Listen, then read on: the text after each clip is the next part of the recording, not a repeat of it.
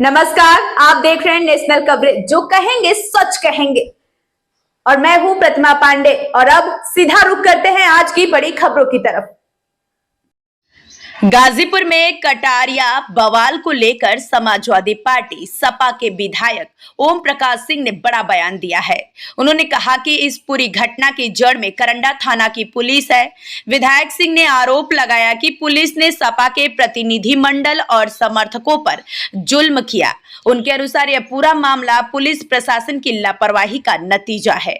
उन्होंने ये भी कहा कि पुलिस सपा कार्यकर्ताओं का उत्पीड़न कर रही है और पार्टी अपने कार्यकर्ताओं के उत्पीड़न के खिलाफ लड़ाई लड़ेगी। ओम प्रकाश सिंह ने दावा किया कि सपा के संघर्ष के कारण ही गरीब पीड़ित परिवार को न्याय मिल पाया। उन्होंने स्पष्ट किया कि सपा के नेता पीड़ित परिवार का सहयोग करने और उनसे मिलने के लिए ही वहां जाना चाहते थे। सिंह ने यह भी कहा कि यदि सपा दबाव नहीं बनाती तो सरकार पीड़ित परिजनों को राहत नहीं देती। इस दौरान सपा विधायक ओम प्रकाश सिंह ने अखिलेश यादव पर ओम प्रकाश राजभर द्वारा दिए गए बयान पर भी पलटवार किया। सिंह ने ओम प्रकाश राजभर पर कटाक्ष करते हुए कहा कि वह अब सर्कस के जोकर हो गए हैं।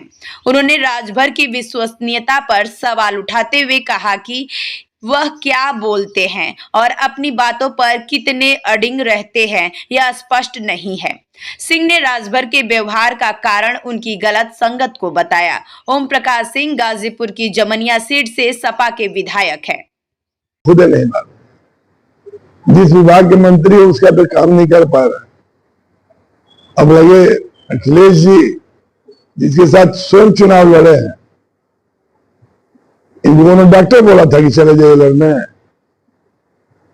अब फिर गए क्यों? और जब उन्हीं के साथ रहना था तो आए क्यों? ओम प्रकाश जी के बारे में हमसे मत पूछिए। ओम प्रकाश जी गरीब घर के बच्चे हैं, राजनीति में आए हैं, उनको गरीबी कम से कम याद रखना चाहिए। और जहां जुल्म हो वहां जुल्म को जुल्म का है। अखिलेश यादव जी का 29 अप्रैल को यहाँ आना तय था। ऐसे में 163 के तहत निषेधाज्ञा लग गया सर, तो क्या लगता है कि अखिलेश यादव जी यहाँ पे पीढ़ी पर नहीं है? देखिए, राष्ट्रीय अध्यक्ष जी हैं, जो कुछ होगा तय होगा। हम लोग कोई अराजकता का माहौल नहीं बनाना चाह रहे। हमारा पर्पस था कि न्याय मिले, हमारा पर्पस था कि उसको इंसाफ मिले, हमारा पर्पस था कि जो घटना हुई है उसकी जांच हो और दोषी को सजा मिले। और उससे समझ आज भी अड़ी है और रहेगी। बस मेरा आप लोग से ही निवेदन है कि जो हो रहा है उस पर अंकुश लगे और इंसाफ मिले। गाजीपुर में घटना हुई, वह दुखद और दुर्भाग्यपूर्ण रहा। और सत्येंद्र रूप सत्या जो उस दिन के डेलीगेशन में लोग गए थे, उस डेलीगेशन में माननीय राष्ट्रीय अध्यक्ष जी के निर्देशन पर मैं खुद आया, जेल गया था। और जो आप बीती बच्चों ने सत्येंद्र रूप सत्या सहित उनके 17 लोग जो बंद थे, मैं सबसे मिला, सबसे बात किया। और लंका करंडा थाना ने जो जुल्म किया, और इस सब घटना के मूल में करंडा थाना है। यदि ये घटना गलत था तो फिर शासन ने, प्रशासन ने और सरकार ने क्यों भेजा, उनको मुआवजा क्यों दिया और उनके लिए सहयोग राशि क्यों दी? और यह घटना सही थी तो थाना इंचार्ज पर क्यों नहीं कार्रवाई की? क्योंकि इसके मूल में कहीं ना कहीं प्रशासन का गैर जिम्मेदाराना हरकत था और हम उसकी निंदा करते हैं। मैं आपके माध्यम से कहूंगा कि जितने भी बच्चे जेल में बंद हैं, वो ना अपराधी हैं, और ना कोई गलत और गंदा काम करने वाले लोग। जिस तरफ पुलिस उत्पीड़न कर रही है, समाजवादी पार्टी उनकी लड़ाई लड़ेगी। और समाजवाद का मतलब है जहां जुल्म हो वहां खड़ा हो जाए। जब इंसाफ नहीं मिला तो समाजवादी पार्टी ने इसके लिए सचेत और सहयोग किया। आज उसी का नतीजा है, समाजवादी पार्टी का खड़ा होने से ही उस गरीब को न्याय मिला, और गरीब को न्याय दिलाना ही समाजवादी पार्टी का उद्देश्य रहा राजनीति में। आज राष्ट्रीय अध्यक्ष जी ने भी मदद करना, सहयोग करना और यह बताने का काम किया है